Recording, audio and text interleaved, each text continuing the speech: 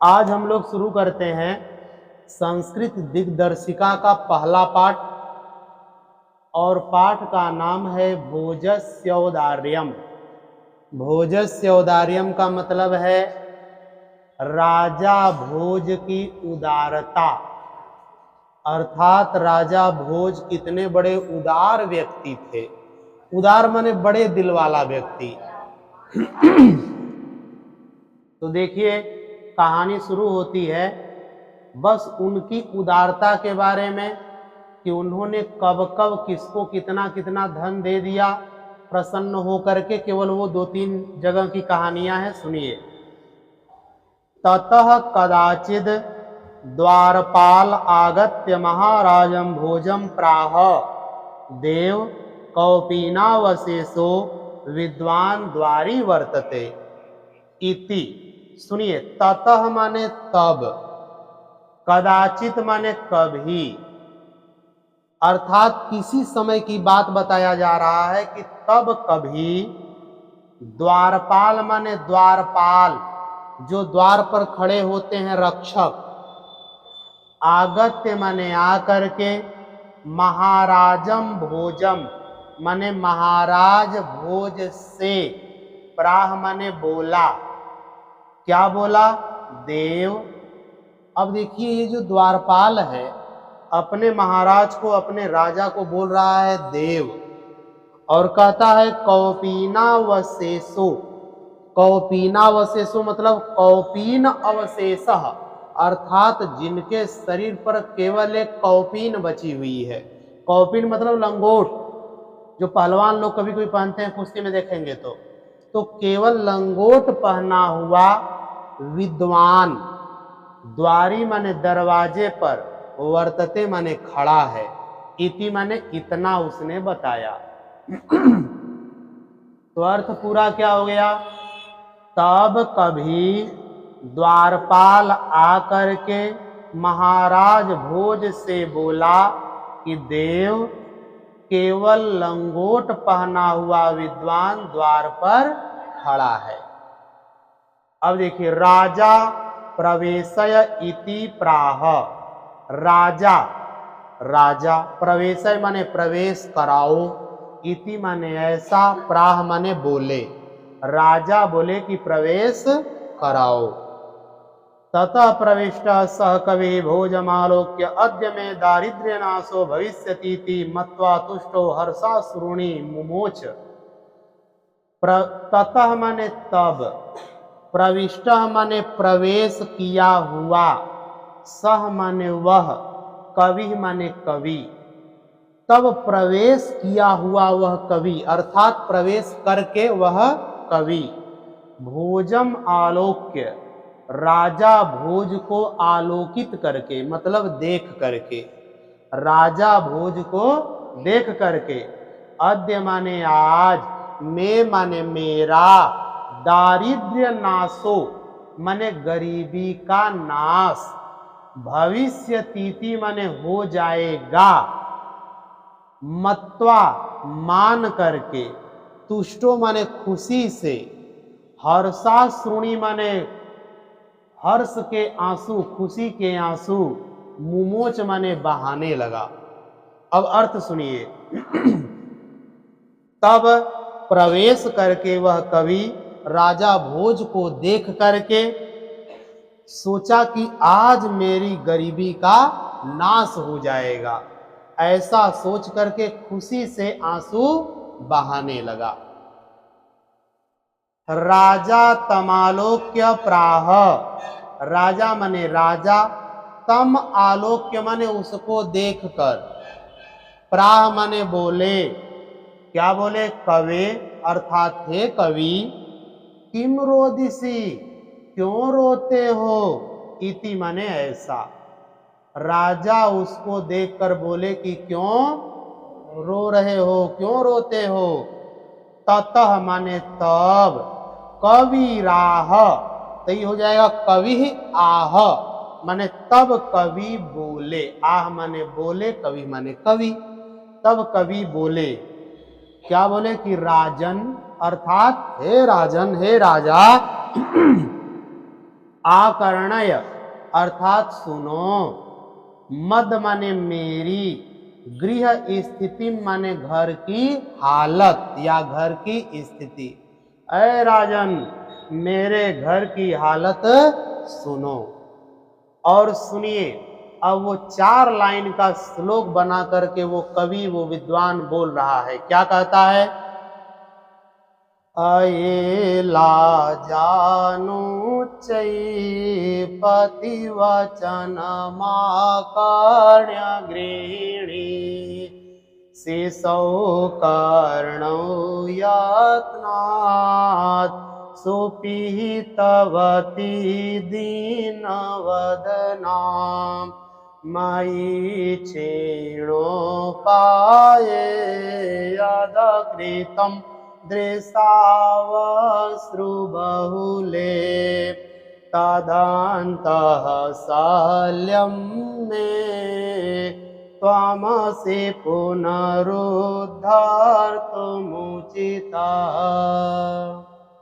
देखिए क्या कहता है कवि, गा करके बोला, करा अये अर्थात अरे, लाजान उच्चैः, लाजान अर्थात लावा।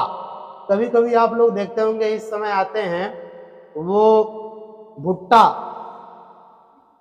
मक्का, पॉपकॉर्न जिसको बोलते हैं, वो देखेंगे वो भून करके पैकेट में पैक कर लेंगे, फिर उसके बाद घूमते हुए बेचते हैं। तो वैसे ही लावा को उच्चैः माने जोर जोर से, पथि माने रास्ते में, वचनम माने वचन को, आकर्ण माने सुन करके, गृहिणी माने मेरी पत्नी। रास्ते में लावों की आवाज को सुन करके, क्योंकि लावा बेचने वाला बोल रहा था कि लावा ले लो, लावा ले लो, तो उस आवाज को सुन करके पत्नी। शिशौ माने बच्चे के, कर्णव माने कानों को, यत्नात् माने बड़ी प्रयत्न पूर्वक अच्छे से, सुपीतवती माने बंद करती हुई, दीन वदना माने बड़ी दीन मुख वाली। दीन मुख वाली माने जिसको देखने से आपको पता चले कि बेचारी है ये, ऐसे गरीबी में। मई माने मेरे ऊपर, छीणों पाए अर्थात छीण हो गया मेरा उपाय। जब मैंने ऐसा देखा कि मैं तो बड़ी गरीब हूं और वो मेरी तरफ देखी तो मेरा सारा उपाय नष्ट हो चुका था। मैं क्या करता, क्योंकि मैं तो गरीब था। यद कृतम दृशावस्रु बहुले, कह रहे हैं वो कवि कि दृशावस्रु बहुले माने देखी अश्रु बहुले, बहुत से आंसुओं में भरी हुई दृष्टि से, अर्थात आंखों में आंसू भरी हुई दृष्टि से मेरी तरफ देखी। और किया क्या उसने? बच्चे के कानों को तदंतः शल्यम, तद अंतः, अरे वही मेरे अंतः अंदर, शल्यम माने कांटा, में माने मेरे, मेरे अंदर वही कांटा है। त्वमसि तुम ही हो, पुनः उद्धर तुम, फिर से उद्धार करने में, निकालने में, उचितः माने योग्य। हे राजन, उस धंसे हुए कांटे को निकालने में तुम ही योग्य हो। अब इस 4 लाइन के श्लोक का पूरा अर्थ सुनिए। अगर परीक्षा में आता है तो अर्थ ऐसे लिखना। कवि ने कहा कि हे राजन सुनिए, रास्ते में जोर जोर से लावों को बेचने की आवाज सुन करके मेरी पत्नी, जो बड़ी गरीब मुख वाली, दीन मुख वाली थी, उसने बच्चे के कानों को बड़े अच्छे तरीके से बंद कर दिया, ठीक से बंद कर दिया, और फिर मेरी तरफ आंसू भरी हुई दृष्टि से देखी। और मेरा उपाय सब क्षीण हो गया, क्योंकि मुझे पता नहीं चल रहा था कि मैं इसके लिए क्या करूं। और वही कांटा मेरे हृदय में धंस गया है, और उस कांटे को निकालने में आप ही योग्य हो राजन, और कोई उस कांटे को निकाल। अब सोचिए, पत्नी बच्चे के कानों को बंद क्यों की? ताकि बच्चा अगर उसकी आवाज सुनेगा तो कहेगा कि माँ मुझे खरीद दो। अब पैसा है नहीं तो माँ खरीदेगी कैसे। अब फिर उसके बाद इसकी आंखों में आंसू आ गया कि छोटे से बच्चे की भी इच्छा ही पूरी नहीं कर पाई, तो अपने पति की तरफ देखी, तो उस आंखों में आंसू भरी हुई दृष्टि से जब अपने पति को देखी तो पति की हालत बड़ी खराब हुई। सोचो मैं अपने बच्चे के लिए कुछ नहीं कर सकता, तो ये कहाँ चला आया, राजा के पास। इसीलिए राजा को देखा तो बड़ा खुशी के मारे आंसू बहाने लगा कि आज मेरी गरीबी का क्या हो जाएगा। जब इतनी बात उसने राजा से कहा कि आप ही उस कांटे को निकाल सकते हैं जो कांटा मेरे हृदय में धंसा है। तो राजा शिव शिव इति उदीरयन प्रत्यक्षरम लक्ष्यम दत्वा प्राह।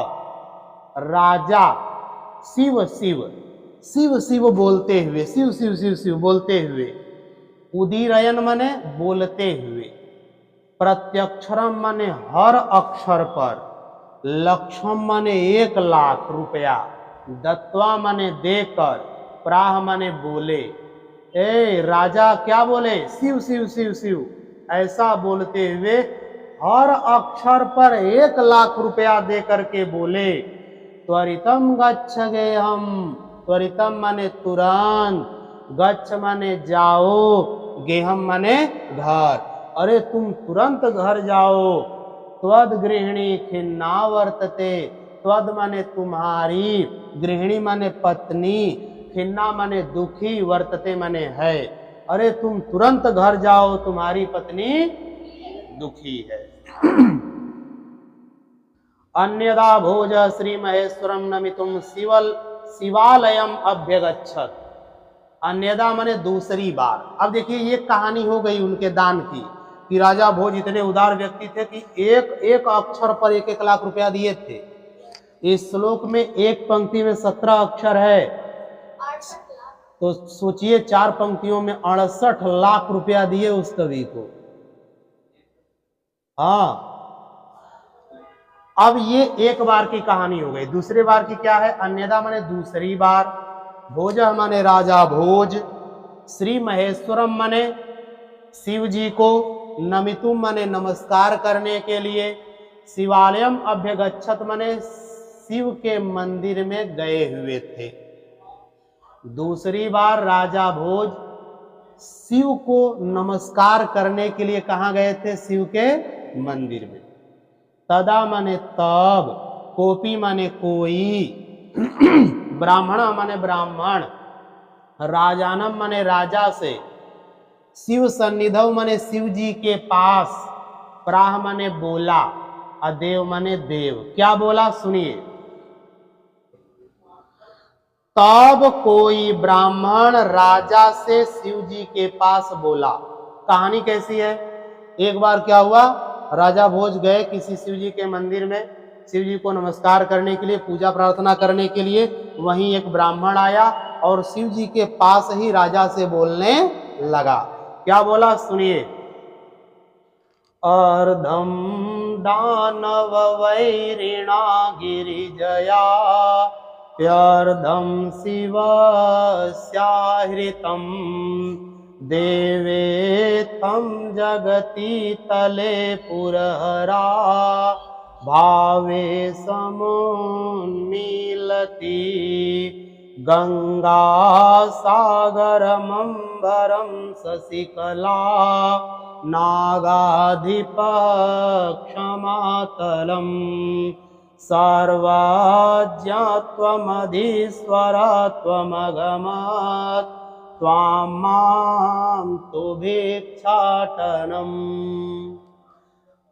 वो ब्राह्मण क्या बोला, श्लोक करा, अर्धम, अर्धम मने आधा, दानव वैरिणा मने दानवों के शत्रु, राक्षसों के शत्रु, कौन, विष्णु जी। तो दानव वैरिणा का अर्थ क्या हो गया, विष्णु जी।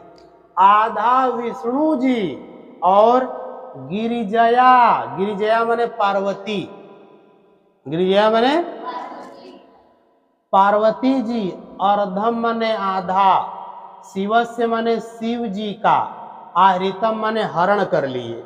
सुनिए, आधा विष्णु जी शिव जी को ले लिए और आधा पार्वती जी ले ली।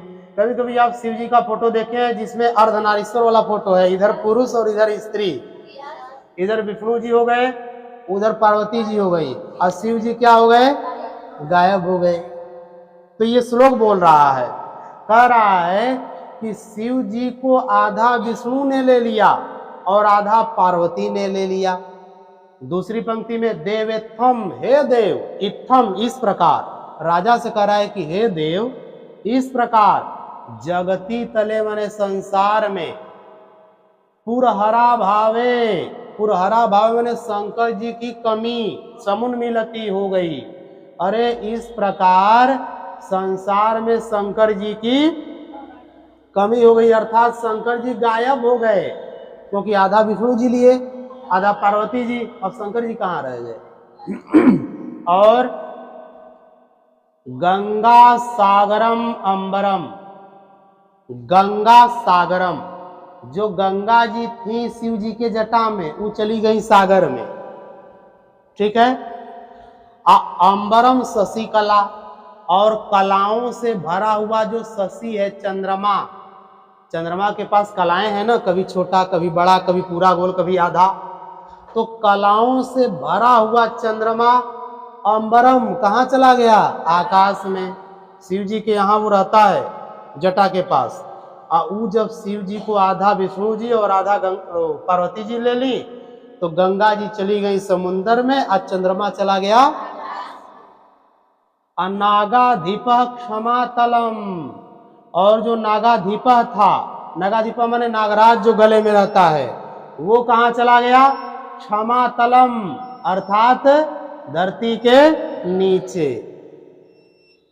ये राजा से बता रहा है ब्राह्मण कि वो चला गया नीचे, और क्या हुआ, सर्वज्ञत्वम, अर्थात जो सर्वज्ञता है, सब कुछ जानने का जो गुण था शिव जी के अंदर, और अधीश्वरत्वम, अर्थात जो मालिक, स्वामित्व, स्वामी का जो गुण था, और सब कुछ जानने वाला जो गुण था, त्वाम, वो तुमको मिल गया। शंकर जी सब कुछ जानते हैं, सबके मालिक हैं, तो शंकर जी का ये जो दोनों गुण था, सब कुछ जानना और सबका मालिक होना, स्वामी होना, ये दोनों हे महाराज आपको मिल गया। अम्माम तू भिक्षाटनम, अब मुझे तो केवल भिक्षाटन मिला शंकर जी का, क्योंकि शंकर जी घूम घूम के मांग मांग के खाते थे, वो वाला गुण मेरे अंदर आ गया। देखिए अब मैं घूम घूम के मांग के खाता हूँ, मेरी हालत गरीबों जैसी हो गई है, तो बताइए मैं कहाँ जाऊं। समझ आ गया। अब इस श्लोक का पूरा अर्थ सुनिए, कैसे परीक्षा में लिखेंगे। ब्राह्मण बोला कि हे राजन, शिव जी को आधा पार्वती जी ने ले लिया और आधा विष्णु जी ने ले लिया। फिर शिव जी के ऊपर जो गंगा जी थी वो कहाँ चली गई, समुद्र में, क्योंकि अब तो शंकर जी खत्म हो गए, तो गंगा जी रहती कहाँ, इस संसार में गंगा जी का, शिव जी का अभाव हो गया, तो गंगा जी चली गई सागर में, चंद्रमा चला गया आकाश में, और जो सांप था गले में वो चला गया धरती के, और जो स्वामी वाला गुण और सब कुछ जानने वाला गुण था वो आप में चला गया, अब भिक्षा करने वाला गुण मेरे अंदर आ गया। जब ये श्लोक राजा सुने तो देखिए, राजा तुष्ट, राजा बहुत खुश हुए, तुष्ट माने संतुष्ट हो गए, खुश हो गए। और तस्मै माने उसको, ब्राह्मण को, प्रत्यक्षरम माने हर अक्षर पर, लक्षम ददऊ, हर अक्षर पर 1-1 लाख रुपया दिए। सोचिए, अच्छा ये श्लोक का अर्थ सोचिए, कितना सोच करके ब्राह्मण ने बोला है, इसलिए राजा बहुत प्रसन्न हुए और 1-1 अक्षर पर उसको 1-1 लाख रुपया। आगे देखिए, अन्यदा, अब दूसरी बार की कहानी है, 2 कहानियां हो गई ना, अब दूसरी, अन्यदा माने दूसरी बार। राजा समुपस्थिताम सीताम प्राह, राजा माने राजा, समुपस्थिताम माने अपने पास उपस्थित, सीताम माने सीता से, प्राह माने बोला या बोले। अब अगली बार, राजा अपने पास उपस्थित सीता, सीता नाम की कोई लड़की रही होगी, स्त्री रही होगी, वो उनके पास गई तो उससे बोले, क्या बोले, देवी अर्थात हे देवी, प्रभातम वर्णय, प्रभातम माने प्रभात का, सुबह का, वर्णय माने वर्णन करो, सुबह का वर्णन करो। आप लोगों से हमसे कह दिया जाएगा कि सुबह का वर्णन करें तो हम लोग क्या कहेंगे, क्या है, उठो उठो सवेरा हो गया, सूरज निकल गया, चलो चलो अपने काम पर चलो, हम लोग तो ऐसे ही करेंगे ना।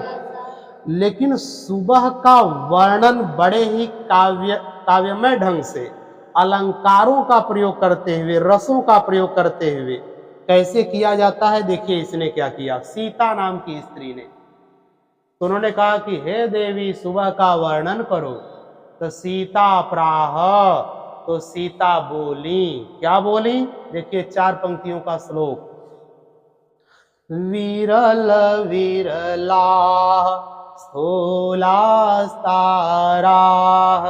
कला विवसजना मन इव मुने सर्वत्रैव प्रसन्नमभून्नभः अपसरति च ध्वान्तं चित्तात् सतामिव दुर्जना व्रजति च निशा क्षिप्रां लक्ष्मी रणोद्यमिनामिव। सोचिए सीता क्या बोली, बोली कि विरल विरलाह, विरल विरलाह माने दूर दूर, विरल विरलाह माने दूर दूर, स्थूलाह ताराह, स्थूलाह माने बड़े बड़े, ताराह माने तारे। अरे जब सुबह हुई है तो तारे जो हैं वो दूर दूर हो गए हैं और केवल बड़े बड़े वाले तारे ही दिखाई, बड़े बड़े तारे दूर दूर हो गए हैं। और कलाविव सज्जना, कलाविव माने कलयुग में जैसे, सज्जना माने सज्जन लोग। अर्थ सुनिए, गजब का वर्णन कर रही है सीता, कहती हैं कि जैसे कलयुग में सज्जन लोग कहीं कहीं दिखाई देते हैं, वैसे ही आकाश में तारे भी अब कहीं कहीं ही दिखाई दे रहे हैं। कलयुग में आपको देखिए सज्जन लोग बड़ा कम मिलेंगे, अधिकतर के बेईमान, दुष्ट, चुट्टे, लुच्चे, लफंगे ज्यादा मिलेंगे। तो जैसे कलयुग में सज्जन लोग कहीं कहीं दिखाई देते हैं, वैसे ही आकाश में तारे भी कहीं कहीं दिखाई दे रहे हैं, ये कह रही हैं। और क्योंकि ये सुबह का वर्णन कर रही है, सुबह आप लोग भी देखिए तारे हर जगह दिखाई देते हैं, कहीं कहीं बचे रहते हैं। और मन इव मुनेह, मन माने मन, इव माने समान, मुनेह माने मुनि के, ऋषियों मुनियों के मन के समान, सर्वत्र माने सब जगह, प्रसन्नम माने प्रसन्न, अभूत माने हो गया है, नभः माने आकाश। जैसे ऋषि मुनियों का मन हमेशा प्रसन्न रहता है, वैसे ही आकाश भी प्रसन्न दिखाई देता है।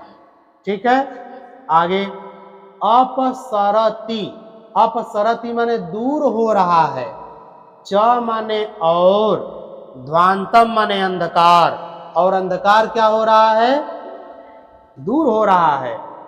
चित्तात माने चित्त से, सताम इव माने सज्जनों के जैसे, दुर्जनः माने दुष्ट लोग, दुर्जनः माने।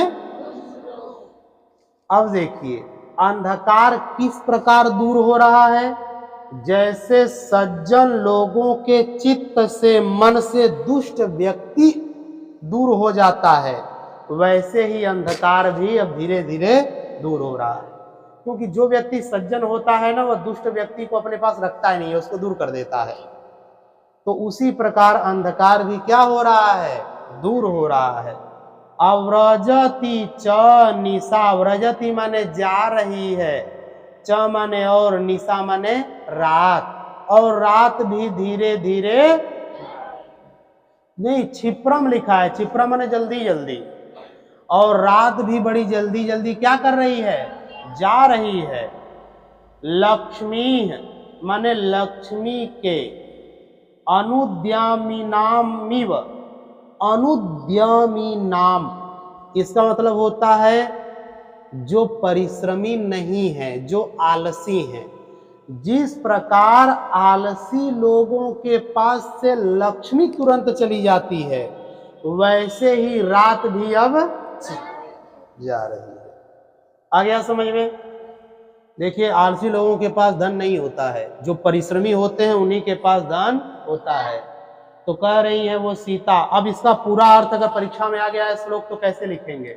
लिखेंगे कि सीता कहती हैं कि हे राजन, जिस प्रकार कलयुग में सज्जन लोग कहीं कहीं ही दिखाई देते हैं, वैसे ही अब तारे भी कहीं कहीं ही दिखाई दे रहे हैं। और जिस प्रकार ऋषि मुनियों का मन सदैव प्रसन्न रहता है, वैसे ही आकाश भी प्रसन्न दिखाई दे रहा है। और जैसे सज्जन व्यक्ति के मन से दुष्ट व्यक्ति चला जाता है, उतर जाता है, वैसे ही अंधकार भी अब दूर हो रहा है। और जैसे आलसी व्यक्तियों के पास से लक्ष्मी चली जाती है, वैसे ही अब रात भी जा रही। ठीक है, आगे। राजा तस्य लक्ष्यम दत्वा कालिदासम प्राह। राजा मने राजा, तस्य मने उसको, लक्ष्यम मने 1 लाख, दत्वा मने देकर, कालिदासम मने कालिदास से, प्राह मने बोले। राजा सीता को कितना दिए? 1 लाख रुपया दिए। और 1 लाख रुपया दे करके कालिदास से बोले। आप लोगों को लग रहा होगा कि बहुत राजा गलत किए, लड़की को भी 1-1 अक्षर पे 1-1 लाख देना चाहिए था, है कि नहीं? बात ही नहीं है कि कितना देना चाहिए था, बात ही है कि दिए, है कि नहीं? तो वो दिए। तो राजा सीता को 1 लाख रुपया दे करके कालिदास से बोले। क्या बोले? सखे, सखे माने मित्र, कालिदास के मित्र थे राजा भोज।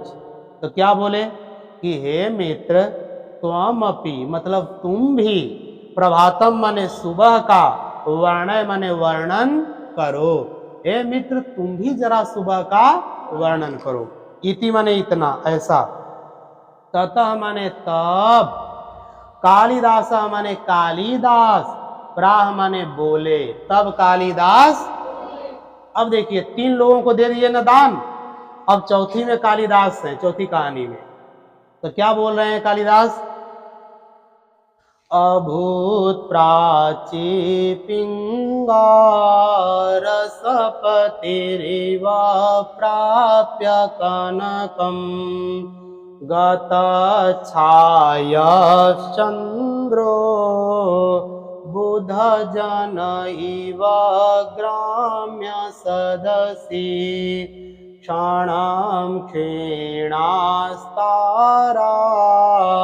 नृपतय इवानुद्यम पराः नदी पाराजन्ते द्रविण रहिता नामिव गुणाः। कालिदास क्या कहते हैं कि अभूत, अभूत माने हो गई है, प्राची माने पूरब दिशा, पिंगा माने पीले रंग की। कहते हैं कि राजन सुनो, जो पूरब दिशा है वो किस रंग की हो गई है? पीले रंग की। तो पीले रंग की क्यों हो गई है? तो कहते हैं रसपति, रसपति इव, रसपति माने पारा, पारे के समान, प्राप्य माने पा करके, कनकम, कनकम माने सुनहरे रंग को, क्योंकि सूरज निकल रहा है तो सूरज के निकलने पर सूर्य की किरणें सुनहरे रंग की हैं, तो उन सुनहरे रंगों को ये पूरब दिशा पा करके पारे के समान पीली हो गई है। पहली पंक्ति का अर्थ क्या हुआ कि सूरज की किरणों को पा करके पूरब दिशा पारे के समान पीली हो गई है। और आगे, गत छायश्चंद्रो, गत माने चला गया है, छाया माने छायाएं, दृश्य, छाया दृश्य लिख लीजिए, चंद्र माने चंद्रमा की,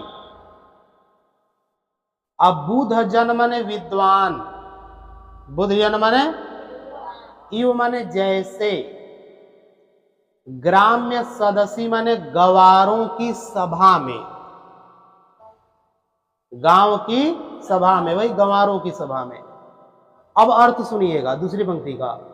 एक कहते हैं कालिदास कि जैसे गवारों की सभा में विद्वानों का कोई सम्मान नहीं रह जाता, उसी प्रकार अब दिन होने पर चंद्रमा का भी कोई सम्मान, अर्थात चंद्रमा की चमक भी अब क्या हो गई, गायब हो गई है, चली गई है। अच्छा, दिन में चंद्रमा की चमक होती है, वही चंद्रमा जो रात में इतना चमकता है, इतना सुंदर लगता है सफेद रंग का, वही सुबह होने पर उसका रंग फीका हो जाता है।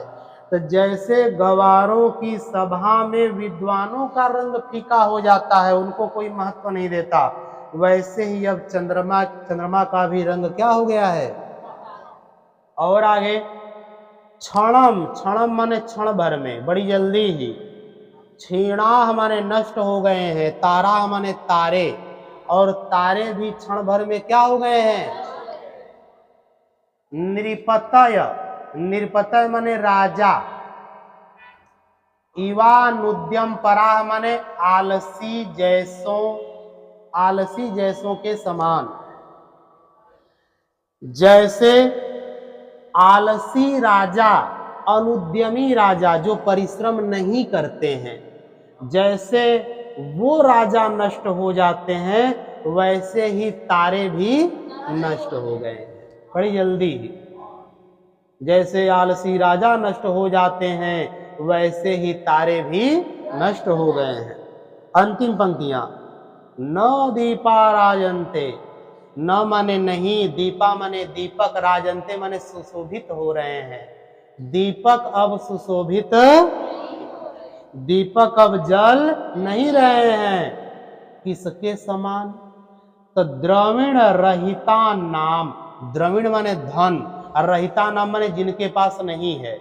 जिनके पास धन नहीं है लेकिन गुणाह, लेकिन गुण होता है, गुण हो और धन न हो तो आप सुशोभित नहीं होंगे, और न लोग आपको मान सम्मान देंगे, क्योंकि लोग क्या देखते हैं, धन रुपया पैसा देखते हैं। आपके पास कितना हो गुण हो, लोग आपको महत्व, तो उसी के समान जैसे गुण होने पर भी बिना धन के कोई महत्व नहीं होता किसी व्यक्ति का, वैसे ही अब दीपकों का भी कोई महत्व नहीं रह गया। गुण भले ही हो, लेकिन अगर धन नहीं है तो व्यक्ति सुशोभित नहीं, अच्छा नहीं लगता, वैसे ही अब दीपक भी अच्छे नहीं लग रहे हैं। क्यों? क्योंकि अब कौन आ गया है, सूरज, इसलिए अब ये अच्छे नहीं लग रहे हैं। इसका अर्थ अगर आएगा तो आप कैसे लिख सकते हैं कि कालिदास ने राजा से कहा कि हे राजन, सुबह सूर्य की किरणों को पा करके जो पूरब दिशा है वह पारे के समान पीली हो गई है, और जैसे गवारों की सभा में विद्वानों का कोई महत्व नहीं होता, विद्वान शोभा नहीं देते, वैसे अब चंद्रमा भी शोभा नहीं दे रहा है। और जैसे आलसी राजा नष्ट हो जाते हैं, वैसे ही तारे भी क्षण भर में नष्ट हो गए हैं। और जैसे धन के न रहने पर गुणी व्यक्ति जिसके पास गुण हो शोभा नहीं देता, वैसे ही अब दीपक भी शोभित नहीं हो रहे हैं। ठीक है। अंतिम पंक्ति, राजाति तुष्ट तस्मै प्रत्यक्षरम लक्षम ददौ। राजाति तुष्ट, तो राजा अति तुष्ट, राजा माने राजा, अति माने बहुत, तुष्ट माने प्रसन्न हुआ, राजा बहुत, तस्मै माने कालिदास को, उनको, प्रत्यक्षरम माने हर अक्षर पर, लक्षम माने 1,00,000, ददौ माने दिया। राजा बहुत प्रसन्न हुआ और उनको हर अक्षर पर, प्रत्येक अक्षर पर 1-1 लाख रुपया। इस प्रकार आपका यह पाठ समाप्त हो गया।